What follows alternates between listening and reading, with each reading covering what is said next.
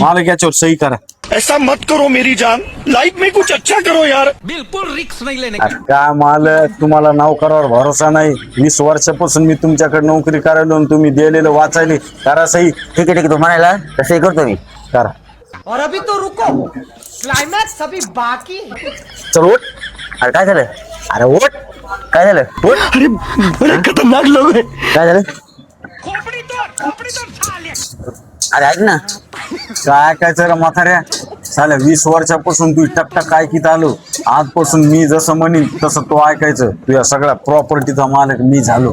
अरे त्या पेनची शाही संपली. पेनच चला ना.